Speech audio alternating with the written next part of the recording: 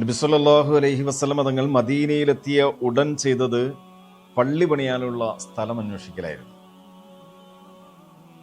അതിന് നബി സല്ലല്ലാഹു അലൈഹി വസല്ലമ തങ്ങൾ തിരഞ്ഞെടുത്തത് കൂടുതൽ മരങ്ങൾ കായ്ക്കാത്ത ഉണങ്ങിയ തരിശ് ഭൂമി എവിടെയാണ് എന്ന് അന്വേഷിക്കുകയാണ്.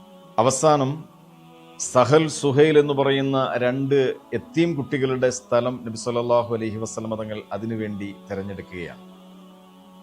ആ യത്തീം കുട്ടികൾ റസൂലുള്ളാഹി തങ്ങളോട് പറഞ്ഞു, നബിയെ, മദീനത്ത് പള്ളി പണിയാൻ ഞങ്ങളുടെ സ്ഥലം വെറുതെ തരാൻ തയ്യാറാണ്.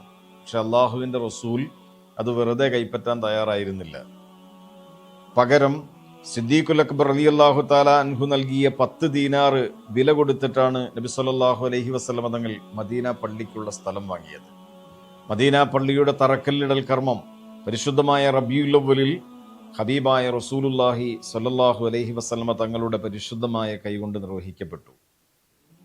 രണ്ടാമതായി സിദ്ദീഖുൽ അക്ബർ റളിയല്ലാഹു അൻഹു, മൂന്നാമതായി ഉമർ ഇബ്നുൽ ഖത്താബ് റളിയല്ലാഹു അൻഹും, നാലാമതായി ഉസ്മാൻ ഇബ്നു അഫ്ഫാൻ റളിയല്ലാഹു തആല അൻഹുവും മദീന പള്ളിയുടെ കല്ലിടൽ നിർമ്മാണം നടത്തി.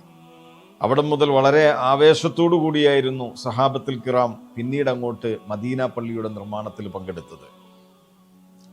പള്ളി നിർമ്മാണത്തിന് ആവശ്യമായ നിലയിൽ ആ സ്ഥലം ഒരുക്കുന്നതിനും അതുപോലെ തന്നെ പള്ളി നിർമ്മിക്കാൻ ആവശ്യമായ മണ്ണിഷ്ടികകൾ ഉണ്ടാക്കാനും മറ്റും സഹാബത്തുൽ കിറാം വളരെ ആവേശത്തോടു കൂടിയാണ് പങ്കെടുത്തത്.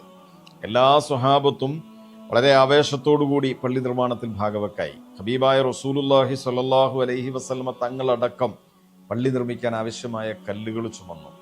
മൺകല്ലുകൾ കൊണ്ട് പണിത ഭിത്തി, 3 മുഴം ഉയരത്തിലുള്ള തറ, ഈത്തപ്പന ഓലകൾ കൊണ്ടുണ്ടാക്കിയ മേൽക്കൂര, പള്ളിയുടെ നടുക്ക് ഈത്തപ്പന മരങ്ങളുടെ തൂണുകൾ. ഇതായിരുന്നു മദീന പള്ളിയുടെ ചിത്രം. നബി സല്ലല്ലാഹു അലൈഹി വസല്ലമ തങ്ങൾ ആ കാലഘട്ടത്തിൽ അന്നത്തെ സാഹചര്യം അനുസരിച്ച് പണിതൊരു വിശാലമായ പള്ളി തന്നെയാണ്. 1050 സ്ക്വയർ മീറ്റർ അഥവാ 11,300 സ്ക്വയർ ഫീറ്റ് വിസ്താരമുണ്ടായിരുന്നു അന്നത്തെ മദീന പള്ളിക്ക്. ആ മദീന പള്ളിയാണ് ഇന്ന് പരിശുദ്ധമായ മദീനയിൽ വിശാലമായി നാം കാണുന്ന 17 ലക്ഷം സ്ക്വയർ ഫീറ്റുള്ള മദീന മസ്ജിദ്.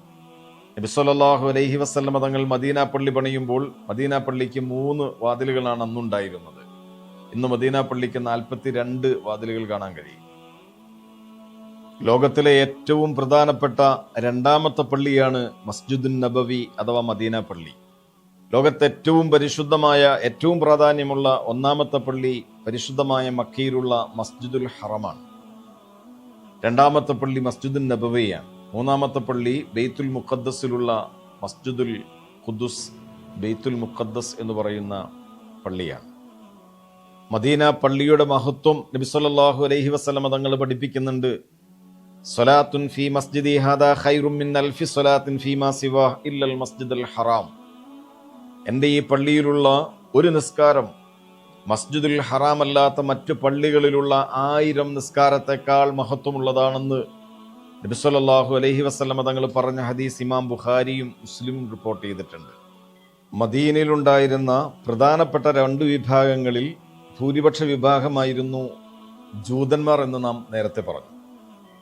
നബി സല്ലല്ലാഹു അലൈഹി വസല്ലമ തങ്ങൾ മദീനയിലെത്തിയപ്പോൾ ജൂതന്മാർ ആദരിക്കുന്ന ബൈത്തുൽ മുഖദ്ദസിനോട് നബി സല്ലല്ലാഹു അലൈഹി വസല്ലമ തങ്ങളും ആദരവ് കാണിക്കുന്നതിന്റെ ഭാഗമായി അല്ലാഹു സുബ്ഹാനഹു വ തആല ബൈത്തുൽ മുഖദ്ദസ് ഖിബ്ലയാക്കാൻ നിർദ്ദേശിച്ചിട്ടുണ്ടായിരുന്നു.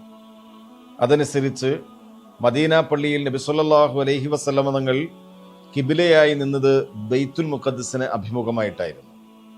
പക്ഷേ അപ്പോഴൊക്കെ നബി സല്ലല്ലാഹു അലൈഹി വസല്ലമ തങ്ങളുടെ ആഗ്രഹം പൂർവികരായ മുഴുവൻ അമ്പിയാക്കളും ഖിബ്ലയായി നിശ്ചയിച്ചിരുന്ന പരിശുദ്ധ കഅബാലയത്തിലേക്ക് തിരിയണം, കഅബ ഖിബ്ലയായി ലഭിക്കണമെന്നതായിരുന്നു.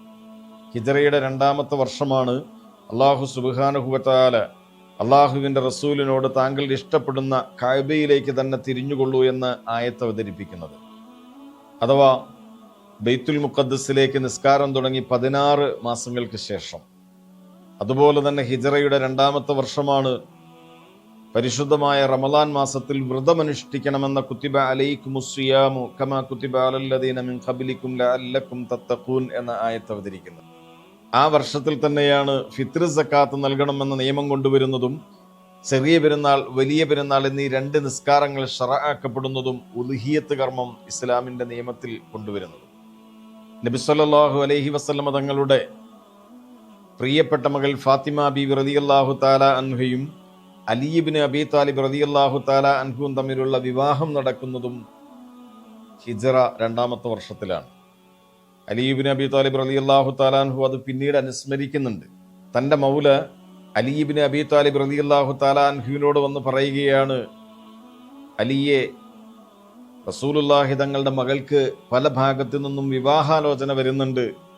നിനക്കൊന്ന് റസൂലുള്ളാഹിനോട് ചോദിച്ചുകൂടെ? നിനക്ക് തന്നെയായിരിക്കും നബി സല്ലല്ലാഹു അലൈഹി വസല്ലമ തങ്ങൾ മകളെ വിവാഹം ചെയ്തു തരിക. പക്ഷേ അലി ഇബ്നു അബീ താലിബ് റളിയല്ലാഹു അൻഹു പറഞ്ഞു, ഞാൻ എങ്ങനെ റസൂലുള്ളാഹിനോട് ചോദിക്കും? ഞാൻ പരമദരിദ്രനാണ്. എനിക്ക് വിവാഹമൂല്യം കൊടുക്കാനുള്ള സാമ്പത്തിക ശേഷി പോലുമില്ല. വീണ്ടും വീണ്ടും ഈ മൗല അലി ഇബ്നു അബീ താലിബ് റളിയല്ലാഹു അൻഹുവിനോടൊന്ന് ചോദിച്ചു നോക്കൂ എന്ന് നിർബന്ധിച്ചപ്പോൾ അലി ഇബ്നു അബീ താലിബ് റളിയല്ലാഹു അൻഹു പറഞ്ഞു, ഞാൻ റസൂലുള്ളാഹിയുടെ അടുക്കലെത്തി. അള്ളാഹുവിന്റെ റസൂല് ചോദിച്ചു, എന്താ വന്നത്? അലി ഇബ്നു അബീ താലിബ് ഒന്നും മിണ്ടിയില്ല. അള്ളാഹുവിന്റെ റസൂല് തിരിച്ച് അലി ഇബ്നു അബീ താലിബ് റളിയല്ലാഹു തആല അൻഹുവിനോട് അങ്ങോട്ട് ചോദിച്ചു, ലഅല്ലക ജിഅത തഖ്തുബു ഫാത്തിമ, ഫാത്തിമയ്ക്ക് വിവാഹാലോചനയുമായി വന്നതാണോ? അള്ളാഹുവിന്റെ റസൂലിനോട് അലി ഇബ്നു അബീ താലിബ് റളിയല്ലാഹു അൻഹു പറഞ്ഞു, നഅം യാ റസൂലല്ലാഹ്, ഫാത്തിമയെ വിവാഹം കഴിച്ചാൽ കൊള്ളാമെന്ന് എനിക്ക് ആഗ്രഹമുണ്ട്. റസൂലുള്ളാഹി ചോദിച്ചു, എന്താണ് നിന്റെ കയ്യിൽ മഹർ കൊടുക്കാനുള്ളത്? ഒന്നുമില്ല നബിയെ. അള്ളാഹുവിന്റെ റസൂൽ ഓർമ്മിപ്പിച്ചു, ഒരു പരിചയുണ്ടല്ലോ നിന്റെ കയ്യിൽ. അള്ളാഹുവിന്റെ റസൂലിനോട് പറഞ്ഞു, അതൊരു പഴയ പരിചയല്ലേ നബിയെ? അള്ളാഹുവിന്റെ റസൂൽ പറഞ്ഞു, അത് കുഴപ്പമില്ല, നീ അത് വിൽക്കുക, എന്നിട്ട് ഫാത്തിമയ്ക്ക് മഹർ നൽകുക. അലി ഇബ്നു അബീ താലിബ് റളിയല്ലാഹു തആല അൻഹു തന്റെ കയ്യിലുണ്ടായിരുന്ന ആ പഴയ പരിച വിറ്റ് കിട്ടിയ 4 ദിർഹം മഹർ കൊടുത്തിട്ടാണ് ഫാത്തിമ ബീവി റളിയല്ലാഹു തആല അൻഹയെ ഇണയാക്കുന്നത്.